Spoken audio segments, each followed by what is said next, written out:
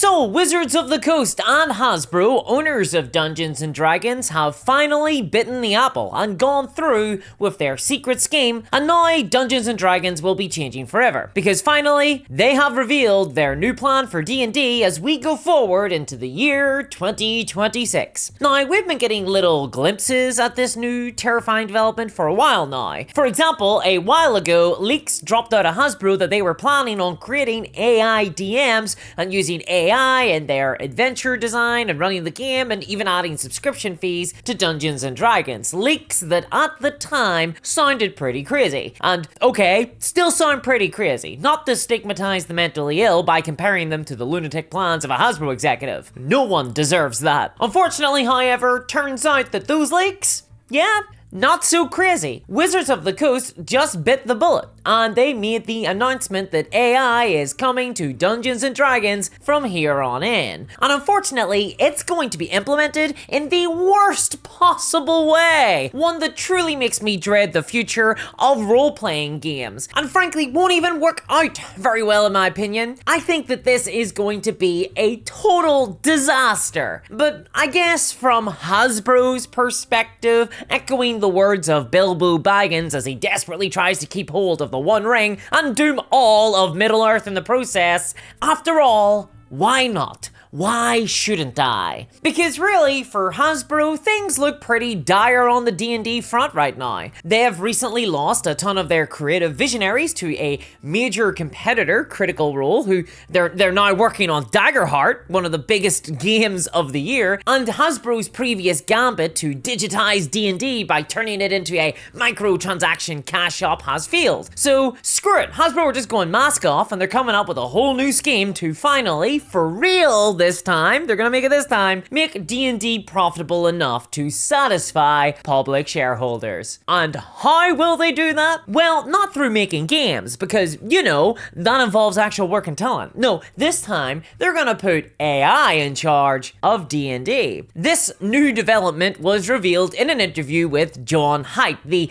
relatively new president of Wizards of the Coast. Now, you'll be forgiven for not knowing who John Haidt is, because he has a long story history, not in RPGs or card games or board games or anything related to any products that Wizards of the Coast produce. No, he was hired because of his background in video games, coming as he does from EA, 3DO, and 13 years at Blizzard Entertainment, overseeing World of Warcraft's transition from a fun, immersive fantasy world to dead. And now he's in charge of Dungeons & Dragons. So it didn't surprise me to see that when he was appointed, many in the D&D community were really worried that he was going to focus Wizards of the Coast on things like digital bullshit, weird new technology, and video games only, to the exclusion of all else. And while his background in video games does sound bad, especially the companies he's worked for, I was of the opinion that we should be fair and see what he does before judging his work, because he also happened to work on some of my favorite games, like Neverwinter Nights, and he was even a writer for Command & Conquer Red Alert 2, which, okay, in hindsight, the writing was not the best part of that game, but it was fun and pretty much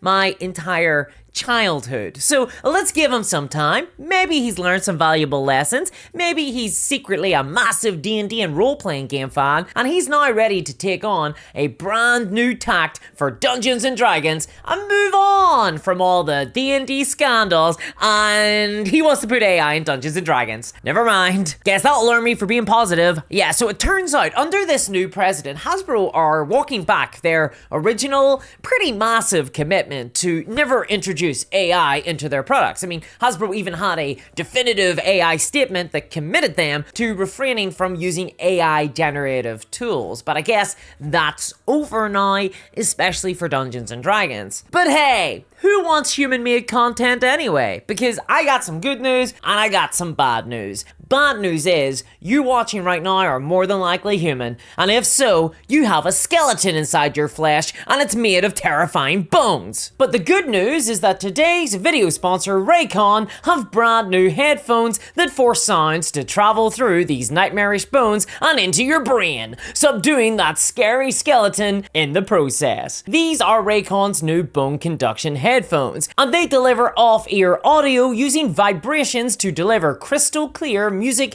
podcasts, or calls straight to your brain, all the while allowing your ears to stay open so that you can really sell to your friends that you're listening to them talk about their brand new Dungeons and Dragons characters. But you're not listening to them because hearing other people talk about their characters is really boring. Listening to an audiobook, not so much. These bone conduction headphones will also help you avoid traffic when you're going for a run, so that's good too, I guess. And the bone conduction headphones are built for all-day use with 13 hours of battery life and are dustproof and P68 waterproof. But here's the real kicker. Raycon delivers a premium performance without a premium price tag. Personally, I think that they make incredible headphones, and I've been using them myself for years without complaint. Raycon are by far my favorite audio brand, and I was really excited when they wanted to partner up for this. And I'm not alone in that feeling. Over 3 million customers also love Raycon. But if you're not convinced, Raycon headphones come with a 30-day happiness guarantee. So don't delay, get noise in your bones and click the link in the description below, or visit buyraycon.com/DNDBC to get 20% off site-wide. That's buyraycon.com/DNDBC. Go check them out and get yourself a discount while you're at it. And thanks to Raycon for sponsoring today's video. Okay, so we learned about this new development in an interview with President John Haidt this week, where he was asked about his plan for the future of Wizards of the Coast, Magic the Gathering, and Dungeons and Dragons. Now, honestly, most of what he had to say in this interview was just fine. It wasn't particularly interesting. He talked about franchising D&D, doing more tie-ins with other media like movies and TV shows, which, WotC, they did do that a little, but now apparently they're going to do a whole lot more. And while I find that kind of stuff a little bit of a distraction from the core game of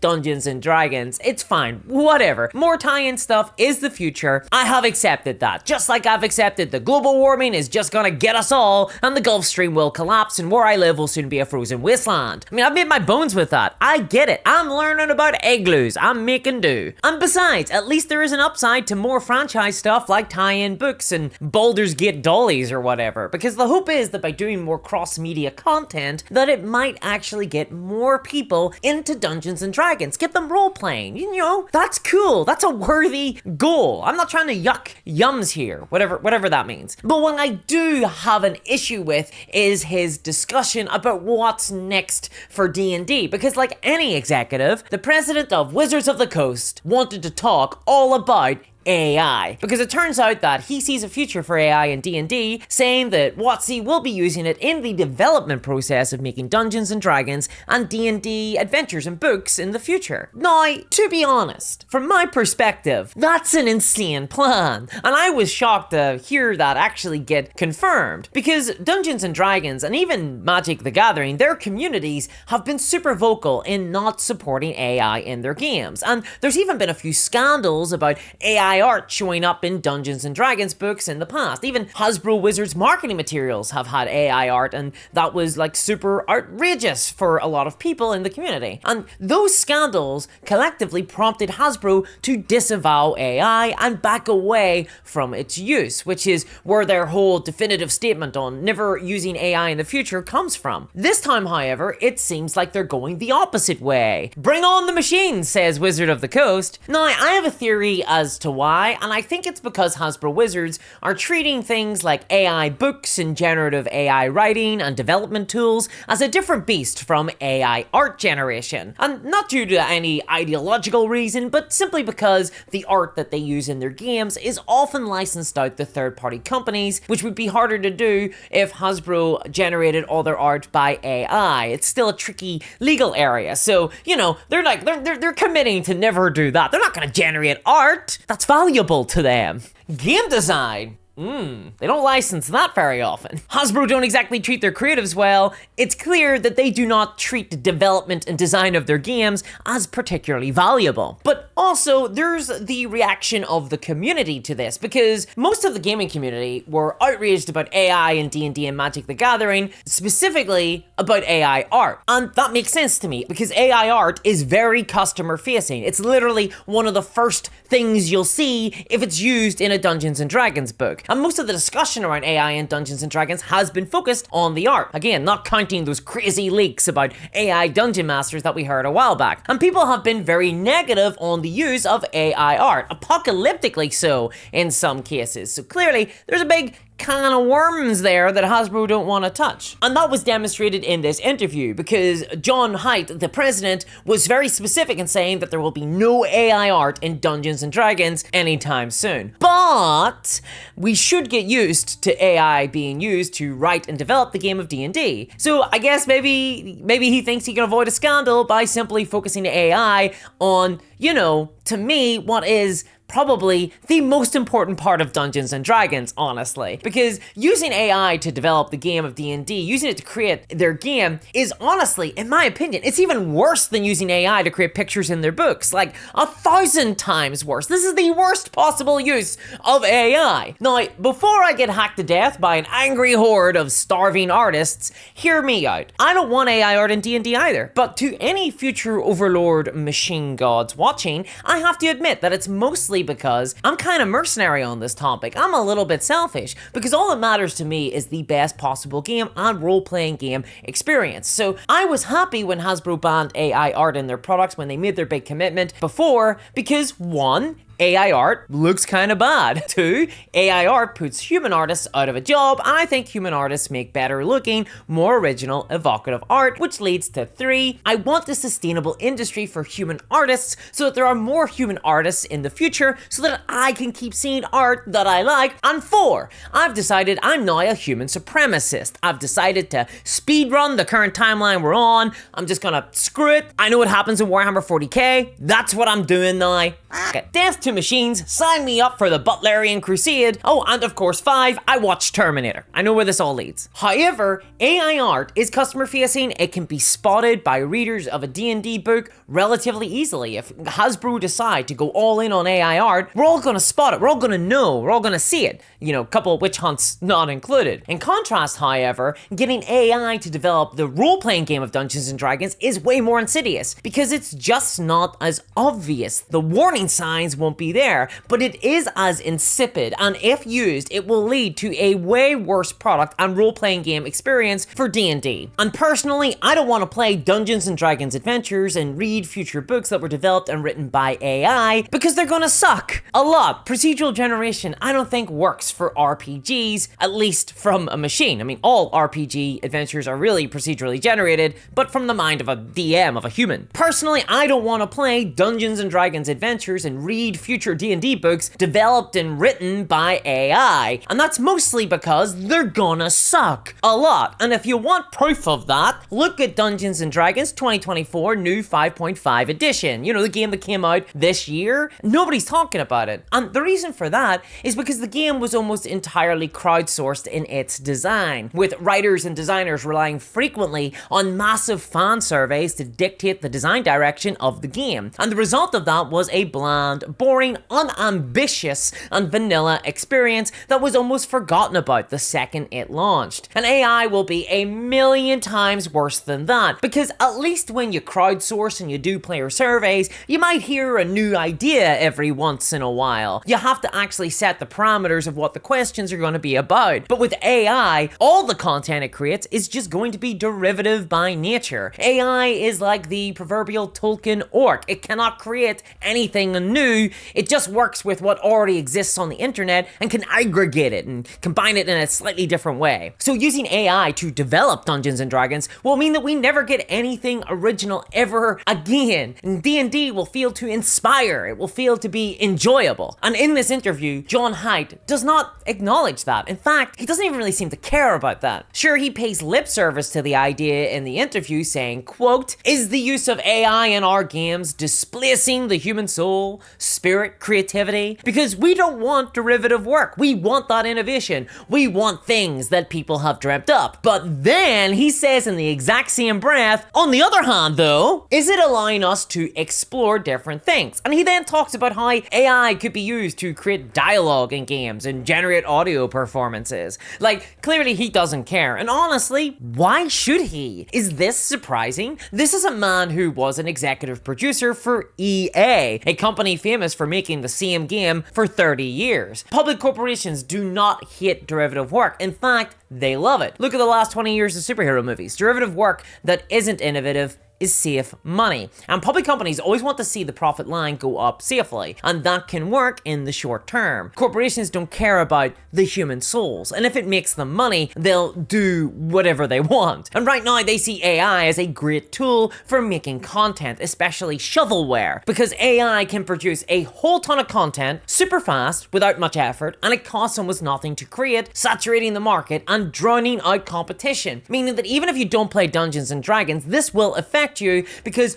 other RPGs, games that I love that won't use AI, will struggle to compete with this new deluge. This is apocalyptic, and if you're skeptical that this is coming, that AI shovelware is Hasbro's upcoming master plan for Dungeons & Dragons, well, sorry, because this whole thing gets even worse. As right after this interview, literally just a few days ago, it was discovered that Hasbro are now building an internal AI studio to infuse AI into all of their products like Dungeons and Dragons. Roberta Thompson, the previous communications chief of Hasbro, is now the CEO of a brand new AI studio in the company, which is currently hiring AI engineers in order to, quote, create seamless experiences that blend physical and digital play. This is coming. AI is the future of Dungeons and Dragons. And that's not good, because if you combine this new AI studio with statements from Hasbro that digital is now a high profit, high growth area for them, and that Chris Cox, the CEO of Hasbro, has also said that he uses AI in his own games of D&D. In fact, he even said that Hasbro plan on deploying AI significantly and liberally in their games. And now we have the president of Wizards of the Coast saying that yes,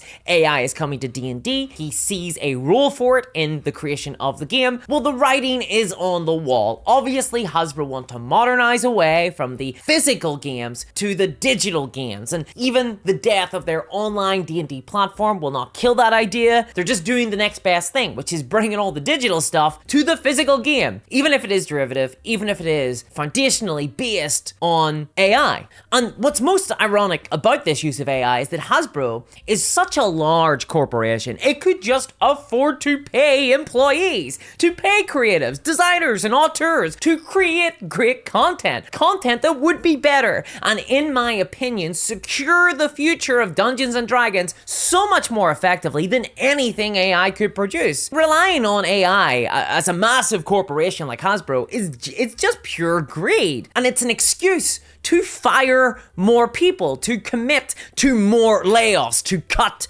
more costs. And yet AI would not create something as imaginative as Baldur's Gate 3, which kickstarted a lot of this change, or even Neverwinter Nights, which, you know, was okay, it had its moments. Look, okay, I'm not trying to be entirely doom and gloom here. I do have to keep my high blood pressure in check from a new vampire doctor. So here's some good news, at least. In his interview, John Haidt also did say that he wanted to transition more people from playing only digital Dungeons & Dragons to more people playing in-person Dungeons and Dragons, and that was honestly just so refreshing to hear from a Hasbro Wizards executive. It feels like a million years since someone has said something like that. It was like a dash of cold water over my face.